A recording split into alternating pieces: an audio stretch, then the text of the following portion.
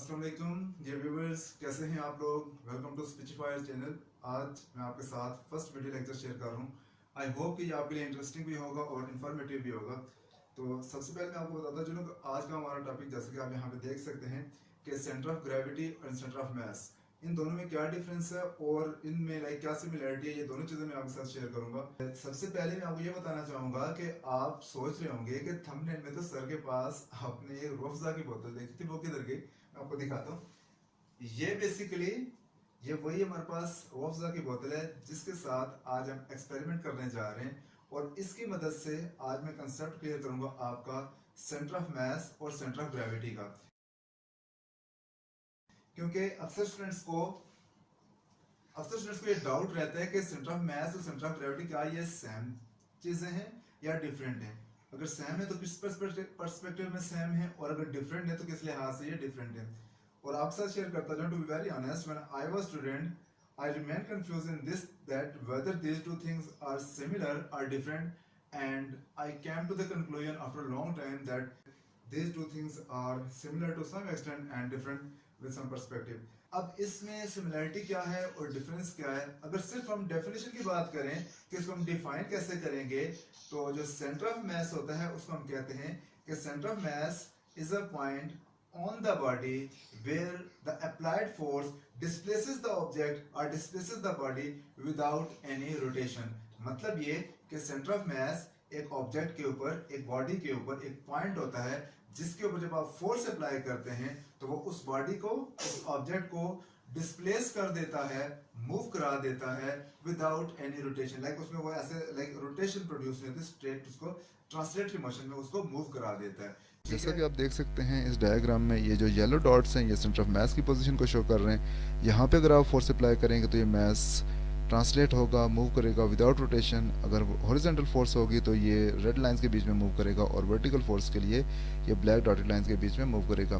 जबकि सेंटर में आपको एक वाइट डॉट नज़र आ रहा है, ये बेसिकली सेंटर ऑफ ग्रेविटी की पोजीशन है। और अगर आप देखें इसमें तो यहाँ पे centre of gravity basically all centre of masses का पॉइंट ऑफ इंटरसेक्शन है, जो कि इनके बिल्कुल एक्जैक्ट बीच में है। अगर हम बात करते हैं सेंटर ऑफ ग्रेविटी की, तो it is a point in the body where whole weight of the body appears to be acting at that particular point. मतलब ये कि सेंटर ऑफ ग्रेविटी बॉडी के अंदर एक ऐसा पॉइंट है जिसके ऊपर, जहां पे सारी बॉडी का वेट ऐसे लग रहा होता है कि उस पॉइंट के ऊपर एक्ट कर रहा है, और वो जो होता है वो डायरेक्टेड डाउनवर्ड होता है। ठीक है, अब इन दोनों में क्या सिमिलरिटी है, क्या डिफरेंस है, ये मैं आपको क्लियर करता हूँ कि नोट कीजिएगा। सबसे पहले सेंटर ऑफ मास जो बॉडी के ऊपर, उसकी तादाद कोई मेंशन नहीं है, उसको कोई there is no specific number for that thing. Like maybe there maybe 1 2 4 5 8 any number of centre of mass in that body depending upon the shape of the body. लेकिन centre of gravity की अगर आप बात करते हो, that is the only point lying inside the body. तो क्या difference हुआ? सबसे पहले ये कि सेंटर ऑफ ग्रेविटी एक सिंगल पॉइंट है, और सेंटर ऑफ मास जो है वो एनी नंबर ऑफ पॉइंट्स है, like there can be any number of points. एक डिफरेंस। सेकंड क्या है कि सेंटर ऑफ मास जो है वो बॉडी के ऊपर लाई करता है, उसके सरफेस के ऊपर होता है। आप उसको देख सकते हो, आप उसको टच कर सकते हो, like that's a physical point that is in front of your eyes, you can touch it, you can see it. But centre of gravity जो है, that is the point inside the body. Body के अंदर एक ऐसा point होता है, and that is known as an imaginary point। मतलब ये imaginary point in the sense कि अगर आप बॉडी को ओपन करते हो, आप देखते हो, तो आपको वो सेंटर ऑफ ग्रेविटी वहां पे नजर नहीं आएगा, क्योंकि वो एक इमेजिनरी पॉइंट है। तो वहां पे आपको यूं लग रहा होता है कि बॉडी के सारे का सारा वेट उस पॉइंट के ऊपर एक्ट कर रहा है, और वो वर्टिकली डाउनवर्ड डायरेक्टेड है। तो यहाँ पे ये दो डिफरेंसेस हो गए। ठीक है, थर्ड डिफरेंस अगर आप बात करते हैं, तो सेंटर ऑफ मास का स्टेबिलिटी के साथ ऐसा ही ताल्लुक है जैसा कि जो कह सकते हैं कि हाइट के साथ, जितना सेंटर ऑफ मास हाई होगा from the surface of the earth, उतना ही वो लेस स्टेबल होगा, और जितना उस सेंटर ऑफ मास को लोअर करते जाएंगे उतनी ही वो बॉडी उतनी ही ज्यादा स्टेबल होती जाएगी। अब ये स्टेबिलिटी का, सेंटर ऑफ मास का और सेंटर ऑफ ग्रेविटी का रिलेशन क्या है, वो जो मैंने आपको रूह अफ़ज़ा की बोतल दिखाई थी, उसी के साथ हम एक्सपेरिमेंट करेंगे, और इन ट्रू सेंस आपके कंसेप्ट को क्लियर करेंगे। क्योंकि आपको ये बात पता होनी चाहिए कि जब आप किसी चीज को देखते हैं, जो आपके विजुअल्स होते हैं, जो आपके विजुअल मेमोरी होती है, वो लॉन्गर टाइम तक आपके माइंड में रहती है, इन ट्रू सेंस आपको कंसेप्ट क्लियर होता है। और इसके बाद जितनी भी आने वाली वीडियो लेक्चर्स हैं उसमें इंशाल्लाह आपके साथ इसी तरीके से एक्सपेरिमेंटल बेस्ड स्टडी होगी, एक्सपेरिमेंटल बेस्ड लेक्चर होगा, यानी कि प्रैक्टिकली जिस हद तक पॉसिबल हुआ आपको प्रैक्टिकल करके समझाया जाएगा।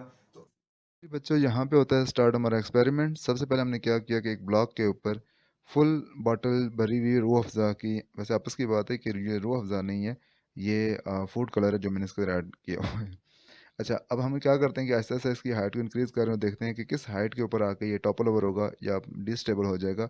हाइट इंक्रीज़ की और ओह! ये लो, ये यहाँ पे आपको नज़र आ रहा है कि ये डिस्टेबल होके गिर जाता है। अब हमने वाटर लेवल को डिक्रीज़ कर दिया, देखते हैं कि इसकी स्टेबिलिटी के ऊपर क्या फ़र्क पड़ता है। बेसिकली हम इसके सेंटर ऑफ ग्रेविटी को लो कर रहे हैं क्योंकि मास अब कन्फाइंड हो रहा है लोअर पोर्शन में।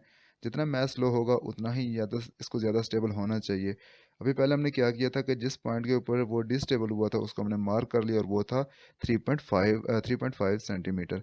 अब हम क्या करते हैं कि दोबारा से इस स्केल को उस बेस के साथ रखते हैं और आहिस्ता-आहिस्ता हम इसकी हाइट को इंक्रीज़ करेंगे और देखते हैं कि इस वाटर लेवल के साथ, इस मास के साथ ये किस पोज़ीशन पे आके, किस हाइट के ऊपर आके ये डिस्टेबल होता है और अपनी पोज़ीशन से टॉपल ओवर होता है।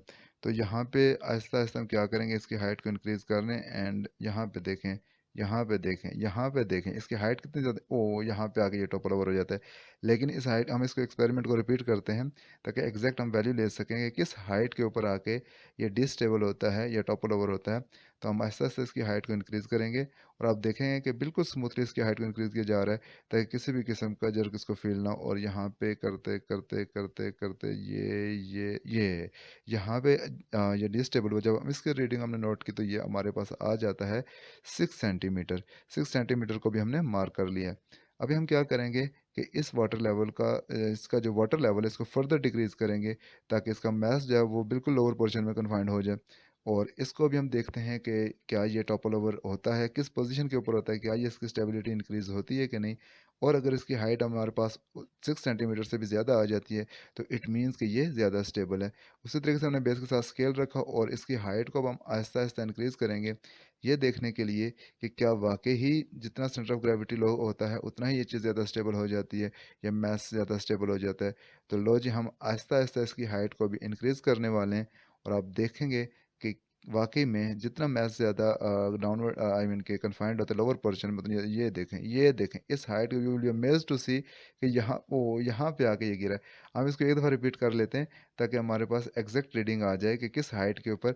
बाकी तो आपको देख के ही अंदाज़ा हो रहा है कि यहाँ पे ज़ाहिर है ये ज़्यादा स्टेबल है, ज़्यादा इसको लिफ्ट करना पड़ता है उसको गिराने के लिए, इसको टॉपल ओवर कराने के लिए। तो यहाँ पे एक दफ़ा देखते हैं, ये देखें, ये height more a little bit more, oh! At this point, we can see that this reading must be 8 centimetre. Oh my God, this is more than the previous two one. So यहाँ पे आपको basically नज़र आ अच्छा, यहाँ पे एक और test ले लेते हैं इसका।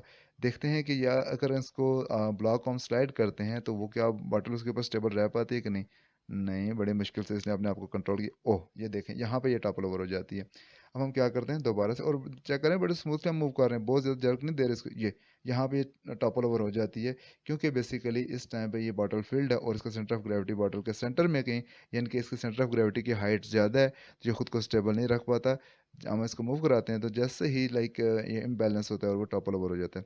अब दूसरे केस के लिए यहाँ पे देखें, जब हमने वाटर लेवल रिड्यूस कर दिया तो अब इसको मूवमेंट के दौरान लाइक ये कंपैरेटिवली ज़्यादा स्टेबल है।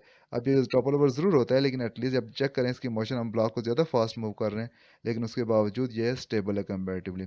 और जब फर्दर हम इसके वाटर लेवल को रिड्यूस कर देते हैं, इसको मोर स्टेबल होना चाहिए, ज़्यादा स्टेबल होना चाहिए, देखते हैं क्या वाकई में ज़्यादा स्टेबल होता है, क्या अपने स्टेबिलिटी को मेंटेन कर पाता है।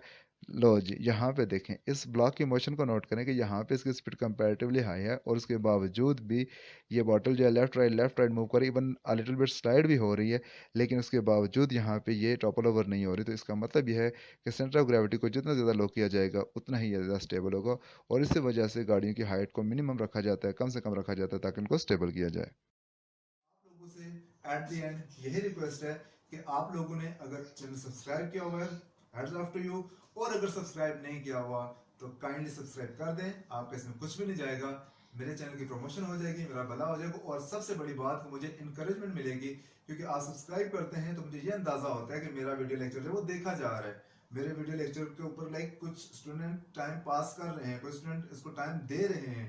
तो इस वजह से जब आपकी तरफ से इनपुट मिलेगी तो डेफिनेटली मेरा मैं खुद बजाते खुद मैं ग्रो करूंगा, मैं इसमें मोटिवेट होऊंगा और मैं अपने और ज़्यादा एफर्ट्स पुट करूंगा, जिसकी वजह से इंशाल्लाह आप देखेंगे कि अल्टीमेटली फ़ायदा आप लोगों का है। मुझे क्या ज़रूरत है कि रात के 3 बज रहे हैं और मैं आपके लिए वीडियो लेक्चर रिकॉर्ड कर रहा हूँ, ये जस्ट आपके लिए, अगर आप समझें तो काइंडली इस चैनल को सब्सक्राइब करें, stay tuned with Speechifier channel, share it with your friends, like it and definitely subscribe it. Jazakallah, we'll see you next time. Till then, stay blessed, stay happy, take care of others. Allah Hafiz.